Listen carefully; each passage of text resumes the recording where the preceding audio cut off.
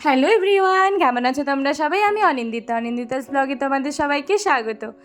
তো প্রতিদিনের মতো আজকেও চলে এসেছি রান্নাঘর থেকেই তো আমার শুরু হয় ভিডিও করা, বলো। তো চলো ফটাফট রান্না করে নিই। সকালে যদি রান্না নিয়ে না শুরু করি তো আমার মারাত্মক প্রবলেম হয়ে যাবে, কারণ 9টার মধ্যে আমাকে ভাত দিতেই হবে সবাইকে। তার জন্য সকালে সবার প্রথম কাজ হলো ফ্রেশ হয়ে আমার রান্না করা।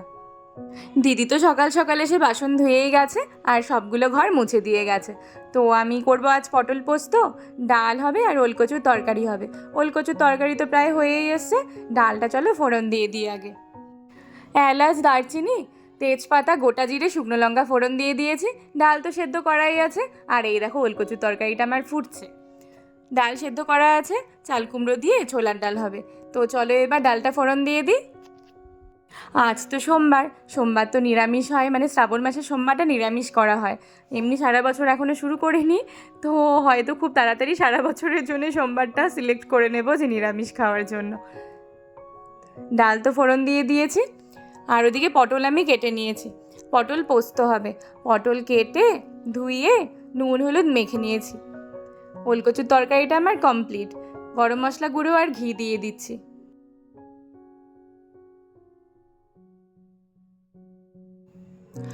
ওলকচুর তরকারি কমপ্লিট। দারুণ হয়েছে কিন্তু খেতে। তো চলো, আর একদিকে ডাল তো ফুটছে, ডালটাও নামিয়ে দিই। ঘি আর গরম মশলা গুঁড়ো দিয়ে দেবো নামানোর আগে।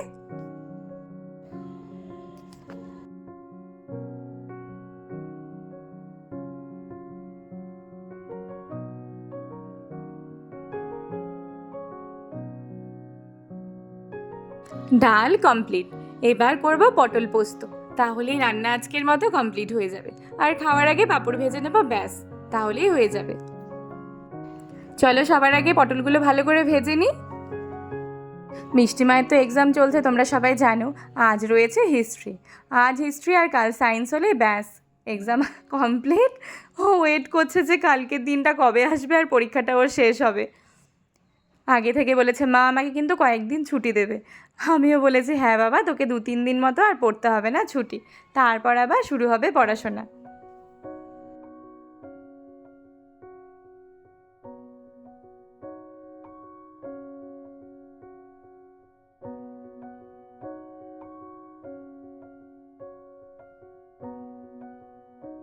এই পটলগুলো ভাজা হয়ে গেছে, আর সবগুলো পটল তুলেও নিয়েছি। বাকি পটলগুলো ভেজে নেব একইভাবে। আমি না ভালো করেই ভেজে নিই একদম, তাহলে কি বলো তো, পরে রান্নাটা ফটাফট হয়ে যায়।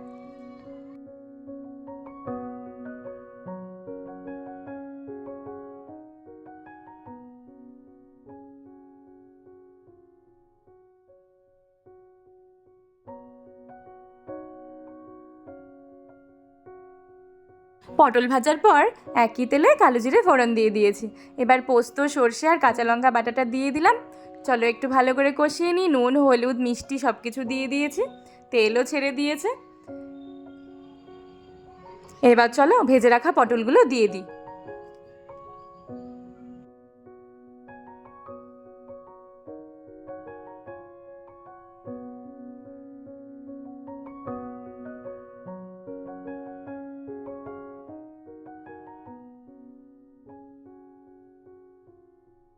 সামান্য একটু জল অ্যাড করে দিলাম। এবার জলটা শুকিয়ে গেলেই নামিয়ে দেব। এই পটল পোস্ত খেতে কিন্তু ভালোই লাগে, বলো। বড়মাসে তো ভীষণ ভালোবাসে। মিষ্টিমা তো রেডি হয়ে গেছে স্কুলের জন্য। চলো মিষ্টিমাকে বাসে তুলে দিয়ে আসি। রাস্তায় আসতে চোখ পড়েছে ফুল গাছের দিকে। ব্যাস চলে গেল ফুল তুলতে। বারবার করে মানা করছি, বাবা ফুল তুলিস না, কাছেই ভালো লাগে ফুল দেখতে। ওর পাপাও বারণ করছে। তারপর শেষে পুরোটা তুলতে যাচ্ছিল, শেষে আমাদের কথা শুনে একটুখানি ছিঁড়েছে।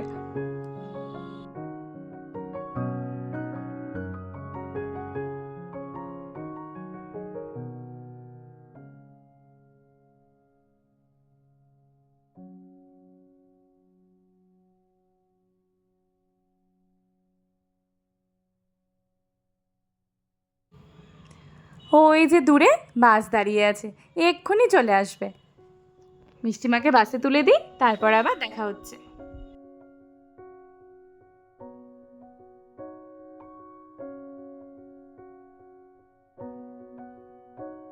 বরমশাইয়ের তো স্কুল আছে, তার জন্য বরমশাইকেও খেতে দিয়ে দিয়েছি, বরমশাইও খেতে বসে পড়েছে। আর কি কি রান্না হয়েছে তা তো তোমরা জানোই, আর একবার দেখিয়ে দিলাম। ছোলার ডাল চাল কুমড়ো দিয়ে, চাল কুমড়োটা কোনটা বলো তো?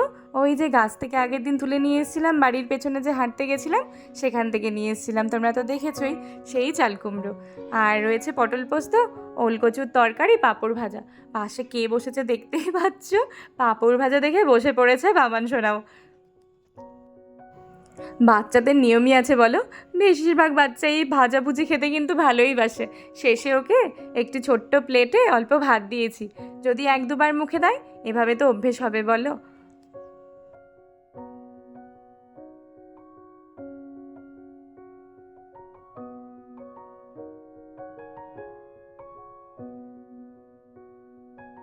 বাবান সোনা পুতুলকে পড়াতে বসেছে, ও নিজে পড়বে না, ও বলে পুতুলকে পড়াবে। না পড়াও।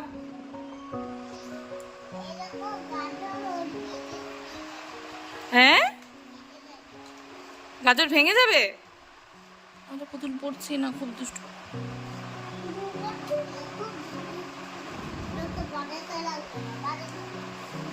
এমা পুতুল বলে পড়ছে না, খুব দুষ্টু পুতুল, দেখো এমা পুতুল, পুতুল কাঁদছে তো। হ্যাঁ, বাড়ি চলে যাবে? এদিকে এখানে বসে বলো, আমি শুনতে পাচ্ছি না। হয়েছে, পুতুল পড়ছে না, কথা শুনছে না। আচ্ছা বইগুলো ফেলো না, বইগুলোতে কিছু করেনি, পুতুলটাকে ফেলে দিয়েছে ও। পুতুল বলে পড়ছেই না, আর বলে পড়তে লাগবে না। ও পুতুলকে পড়াচ্ছিল, পুতুল বলে পড়ছেই না, বলে খুব দুষ্টু হয়েছে পুতুল, তাই বলছে বাড়ি চলে যা, আর পড়তে হবে না। ব্যাগে ঢুকিয়ে দাও, পুতুলের ব্যাগে ঢুকিয়ে দাও। পড়বে না, পড়বে না, খুব দুষ্টু হয়ে গেছে গো পুতুলটা, পড়ছেই না, সব ঢুকিয়ে দিচ্ছে দেখো। পুরো রেগে গেছে কিন্তু বাবান সোনা, অনেক চেষ্টা করেছে পুতুলটাকে পড়ানোর, পুতুল কিছুতেই কথা বলছে না, দুষ্টু হয়ে বসে আছে, তাই না বাবা? কাঁদছে কিন্তু, ও কাঁদছে কিন্তু, খুব কাঁদছে, দেখো নিচে নিচে কাঁদছে, দেখো দেখো দেখো, শুয়ে শুয়ে কাঁদছে ও। নিয়ে এসো নিয়ে এসো, খুব কাঁদছে ও। কি হলো? পড়ছে না, তুমি একটু আদর করো ওকে, আদর করে পড়াতে হয়। ও বইঠই গুছিয়ে রেখে দিল ব্যাগে। পুতুলটাকে তোলো তোলো তোলো, ও কাঁদছে, নিয়ে এসো নিয়ে এসো। কি হয়েছে, তুমি রাগ করলে কেন? পুতুল পড়ছে না দেখে?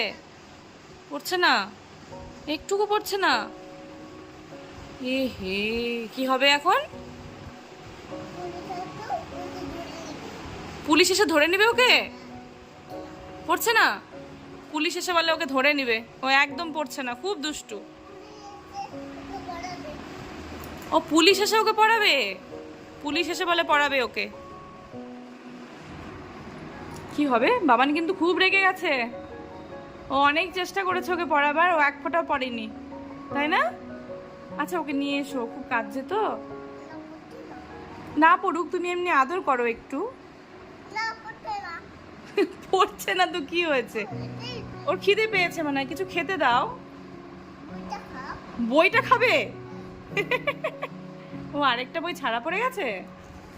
ও দেখো সব গুছিয়ে রেখেছে বাবান সোনা, যতগুলো বই ছিল সব নিয়ে বসেছিল পুতুলটাকে পড়াবে, কিন্তু পুতুল তো পড়ছেই না, কি করা যাবে? আচ্ছা ওকে তোলো, ও কিন্তু কাঁদছে খুব।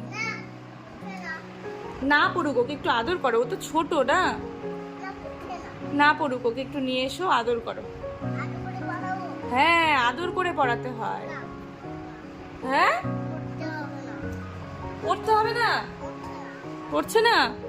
আচ্ছা নিয়ে এসো, আবার পড়বে, এবার পড়বে ও। ও বললো, কাঁদতে কাঁদতে বললো আমাকে নিয়ে যাও, আমি পড়বো, ওই দেখো বলছে নিয়ে এসো নিয়ে এসো। পুরো রেগে গেছে কিন্তু বাবান, অনেক চেষ্টা করেছে পড়াবার, ওই একটা কথাও বলছে না পুতুল, চুপ করে বসে আছে। না বাবা, পুতুলকে মারবে তুমি? না না, মারতে নেই, ও কষ্ট পাবে না, আমি নিয়ে আসি, তুমি আদর করবে।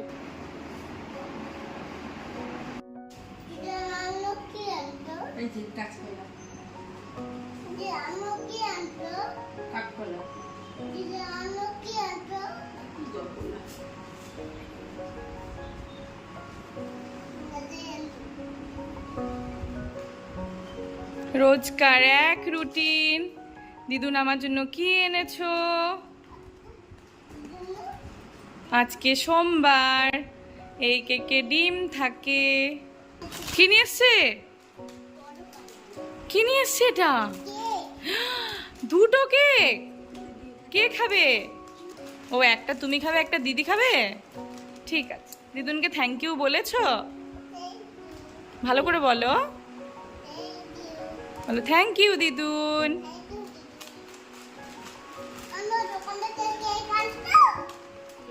কি খুশি দেখো, আমার জন্য দোকান থেকে কেক আনতো।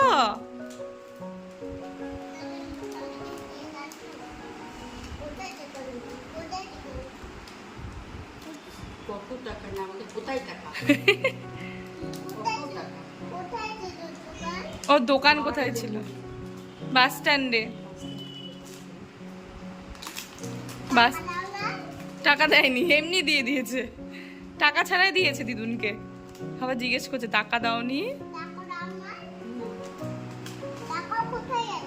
টাকা কোথায় আছে? কোথায়? দিদিকে বলবে কি নিয়ে এসছি, কিচ্ছু আনেনি দিদি তো।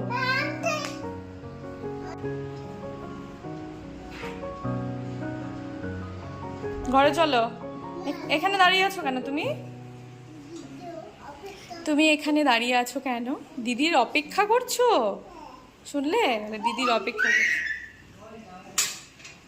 ধরার জন্য রেডি, ধরার জন্য রেডি। ইস,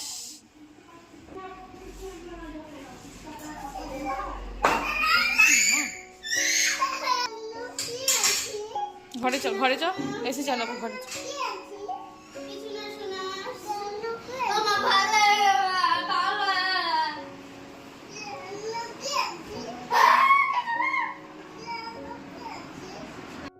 এই হয়েছে ওর রোজকার রুটিন। যতবার দিদি বাইরে থেকে আসবে, মানে স্কুল থেকে আসবে আর দিদুন আসবে, ব্যাস দুজনকে এমনভাবে ধরবে। দেখা হচ্ছে একদম বিকেলবেলায়। বাবান সোনাকে নিয়ে বড়মশাই আগের দিন বাইরে বেরিয়েছিল। সেখানে কি সুন্দর দেখো ভিডিও করেছে। আমি না তোমাদের সাথে না তুলে ধরে আর পারলাম না। আমার তো বেশ ভালো লাগে এরকম সবুজ গাছপালা দেখতে। আর ওই দেখো সূর্য ডুবছে, কি সুন্দর লাগছে দেখতে। বাবান সোনাকে তো বিকেলে বের হতেই হবে। ঘুম থেকে উঠে আগে পাপাকে খুঁজবে, ব্যাস পাপা আমাকে নিয়ে চলো। ওর পাপারও এটা রুটিন হয়ে গেছে বাবানকে নিয়ে যাওয়া। কি ভালো লাগছে দেখো দেখতে, দারুণ। আসলে কোথাও তো যাওয়া হয় না, সারা দিন এই ঘরের ভেতরে আর বাড়িতেই। তো সকালে 2 মিনিটের জন্য বের হয়, আর বিকেলবেলাটা ওকে বের হতেই হবে পাপার সাথে। বেশি না, 8 ঘন্টার মতো একটু ঘুরবে। এই বাইরে গেল, ধরো মাঠে গেল বা এই রাস্তাতে ঘুরলো, ব্যাস তাহলেই ওর শান্তি। একা একা ধরে নিয়ে চলে যাবে ওকে। দেখো ছাগলগুলোর সাথে ও খেলছে, কথা বলছে। কি রে ছাগল কি করিস, গল্প করছে ওদের সাথে। আর এখন তো পুরো ধান লাগানোর টাইম, তাই ফাঁকা জায়গাগুলো মানে জমিতে, বেশিরভাগ জমিতেই ধান লাগিয়েছে। আরও চারিদিকে সবুজ, বেশ ভালো লাগে দেখতে।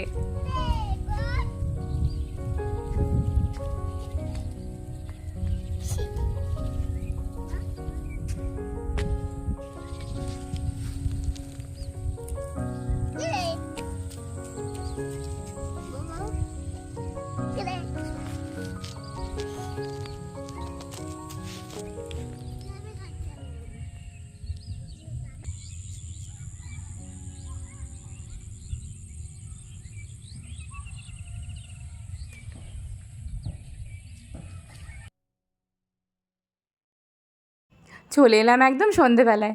আজ লিকার চা হচ্ছে। মাও বললো আজকে দুধ চা খাবে না, লিকার চাই খাবে। আর আমি এদিকে চানাচুর দিয়ে মুড়ি মেখে নিচ্ছি। পেঁয়াজ তো আজকে দেবো না, যেহেতু সোমবার নিরামিষ খাওয়া হচ্ছে। তো চলো মুড়ি আর চা নিয়ে ঘরে চলে যাই। আজকের ব্লগটি কেমন লাগলো অবশ্যই জানিও। যদি ভালো লেগে থাকে লাইক করো, আর যারা চ্যানেলটি সাবস্ক্রাইব করোনি প্লিজ সাবস্ক্রাইব করে দিও। সবাই এভাবে আমার পাশে থেকো, আর সবাই খুব ভালো থেকো, সুস্থ থেকো। আজকের ব্লগটি এখানেই শেষ করছি। দেখা হবে কাল আবার সন্ধ্যে 7টার পর। টাটা।